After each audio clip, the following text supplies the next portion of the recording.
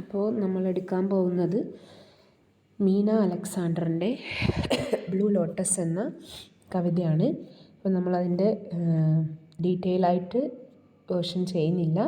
നമ്മൾ just summary മാത്രമായിട്ടാണ് പറയുന്നത്. കാരണം നിങ്ങൾക്ക് ബാക്കി കവിതകളൊക്കെ എടുത്തതാണ്. അപ്പോൾ എന്ത് ചെയ്യുക, ഇത് ജസ്റ്റ് പാരഗ്രാഫിനൊക്കെ ചോദിച്ചാൽ മാത്രം എഴുതുക. She was born in Allahabad. Meena Alexander was brought up in Kerala and Sudan. She received her PhD from Nottingham University. During the initial 5 years in India, she published her first 3 volumes of poetry, The Bird's Bright Ring, I Wrote My Name Without Place. She taught at various universities in India, then moved to New York in the year 1979. She then went on to publish 2 novels, 6 volumes of poetry, a play, and an autobiography as well. One of the most distinguished themes that appears in her poetry are difficulty in being a woman, of being in woman's body, and also handling the societal and psychological pressures on the female body. Her perspective is complicated and often mixed up due to her alienation from the language and culture of her childhood. അപ്പോൾ Meena Alexander നമ്മൾ കണ്ടു. അവരുടെ മേജറായിട്ടുള്ള poetry volumes ഒക്കെ പറഞ്ഞു.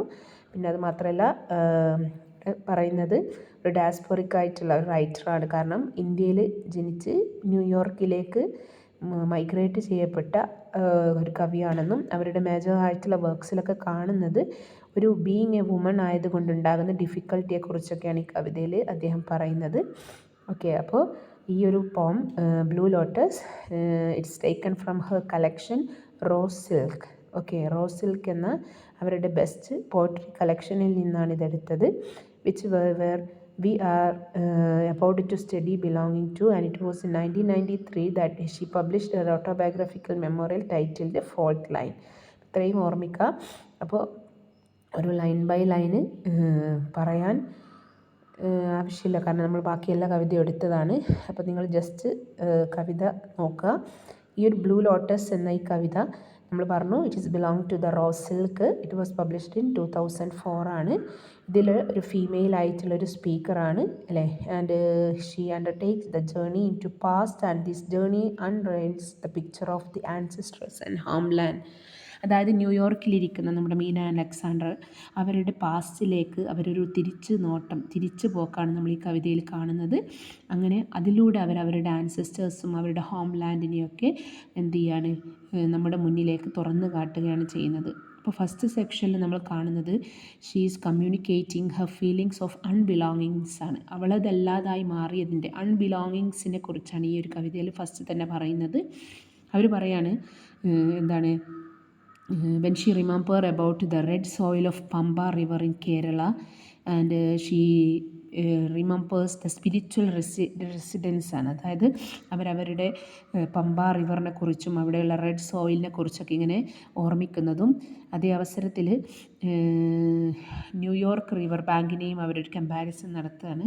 പിന്നെ നമ്മൾ കാണുന്നത് this is the place where the broken identity can be restored back to wholeness through the use of ancient magic of language ആണ്. അതായത് അവരുടെ ബ്രോക്കൺ ആയിട്ടുള്ള ഐഡൻറ്റിറ്റി റീസ്റ്റോർ ചെയ്യപ്പെടുന്നത് ഇവിടെ വെച്ചാണെന്നൊക്കെയാണ് അവർ പറയുന്നത്. ഈ ഒരു സ്റ്റാൻസ എന്ന് പറയുന്നത് ഒരു ഡിഫറെൻറ്റ് ഇമോഷൻസാണ് നമ്മൾ ഈ സ്റ്റാൻസയിൽ കാണുന്നത്. കാരണം എന്തുകൊണ്ടാണെന്ന് വെച്ചാൽ ഈ ഒരു ഇതിൽ ഡ്രീം എന്ന് പറയുന്നത് inserted inside as if it another layer of speakers memory അല്ലേ. അതായത് ഒരുപാട് ഡ്രീം ഇതിലേക്ക് ഇൻസേർട്ട് ചെയ്യപ്പെടുന്നുണ്ട് അവരുടെ മെമ്മറിയിലേക്ക്. ഇവിടെ അവർ ഈ ഒരു കവിതയിൽ യൂസ് ചെയ്തൊരു ടേമാണ് സ്റ്റബിൾ ഫീൽഡാണ്. എന്ന് പറയുന്നത് കൊയ്ത്ത് കഴിഞ്ഞ ഇങ്ങനെ ഉള്ള ഫീൽഡ് അത് റെപ്രസെൻ്റ് ചെയ്യുന്നത് how poet has cleared out unwanted memories from her mind and ഹാർട്ടാണ്. നമ്മൾ പറയില്ലേ കൊയ്ത്ത് കഴിഞ്ഞ പാടം പോലെ എന്ന് പറയുമ്പോൾ അവരവരുടെ മൈൻഡിലുള്ള ആവശ്യമില്ലാത്ത ഓർമ്മകളും അല്ലേ മെമ്മറീസും അല്ലെങ്കിൽ ഒക്കെ മനസ്സിൽ നിന്നും ഹാർട്ടിൽ നിന്നും അവരെന്താക്കി കളയാണ്, ഇല്ലാതാക്കി കളയാണ്. പിന്നെ ഈ കവിതയിൽ ഒരു ക്ലൗഡിനെ പറയുന്നുണ്ട്. ക്ലൗഡ് എന്ന് പറയുന്നത് it represents the cover or the veil that hide the truth of abuse from the പോയറ്റാണ്.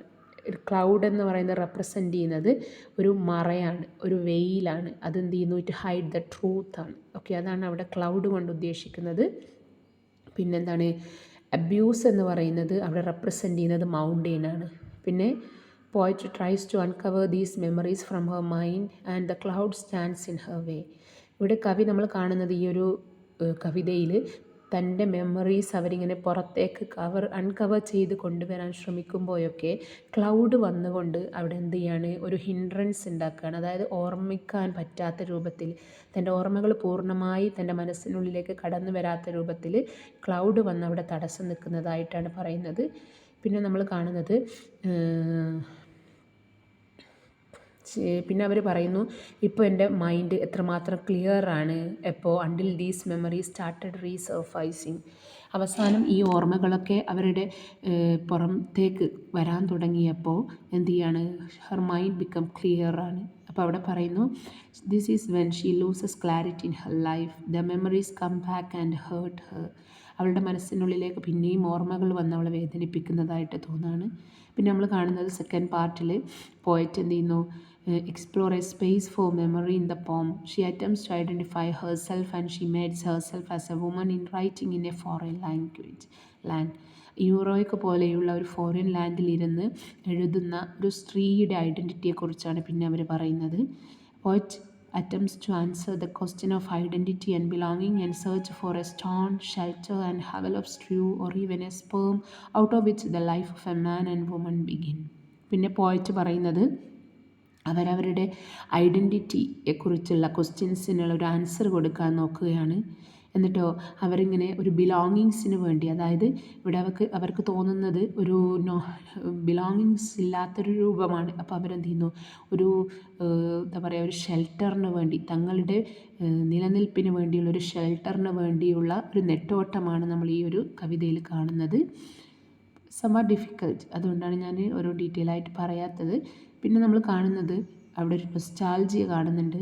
പിന്നെ she belongs to wish to an imaginary homeland. The female speaker's ethnic identity is brought out through the monsoon rain, sparkling shores, and the poet uses stone as a metaphor for repressed memory of abuse that the poet hide from herself for most of her life ആണ്.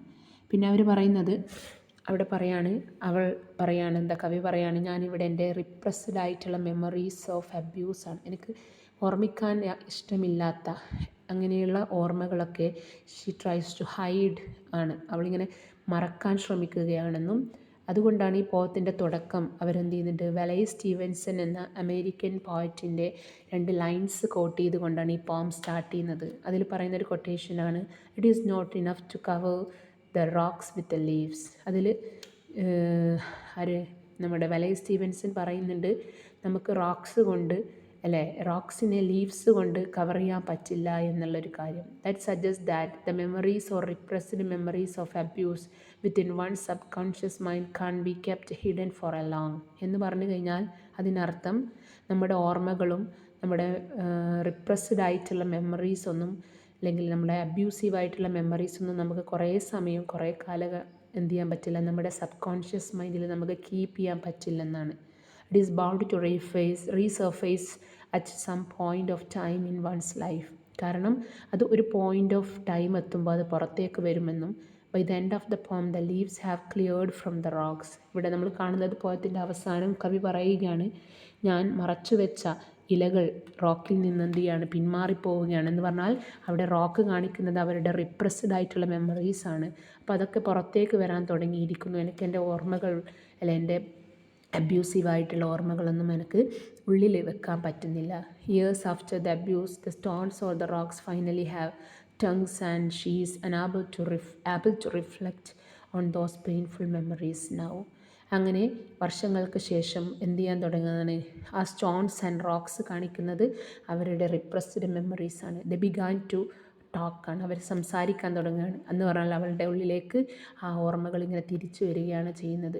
അപ്പോൾ ആ പെയിൻഫുള്ളായ memories പിന്നെയും തന്നെ haunt ചെയ്യുന്നു എന്നാണ് കവി പറയുന്നത്. It is a place that open enough to allow transcultural and transhistorical authors like Wordsworth.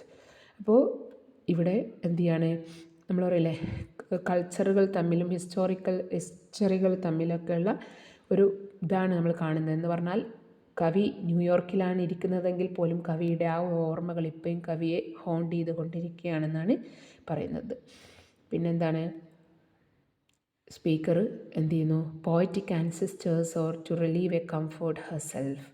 Here contemporary sorrows and sufferings invalidates distinction of nation and country. അപ്പോൾ കവി എന്ത് ചെയ്യാണ്? ഒരു ആശ്വാസം അല്ലെങ്കിൽ ഒരു കംഫേർട്ട് അവരുടെ പോയറ്റിക് ആൻസിസ്റ്റേഴ്സിൽ നിന്ന് കണ്ടെത്താൻ വേണ്ടി ശ്രമിക്കുന്നു. അതാണ് ഈ ഒരു പോം. അപ്പോൾ ജസ്റ്റ് വായിച്ച് നോക്കുക. ഡീറ്റെയിൽ ആയിട്ട് പറയുന്നില്ല, കാരണം ഞാൻ പറഞ്ഞല്ലോ കുറച്ച് ഡിഫിക്കൽട്ടായിട്ടുള്ളൊരു കവിതയാണ്. ഓക്കെ, അപ്പോൾ ഡീറ്റെയിൽ ആയിട്ട് പറയണമെന്നുണ്ടെങ്കിൽ ഞാൻ നോക്കാം. Okay, thank you.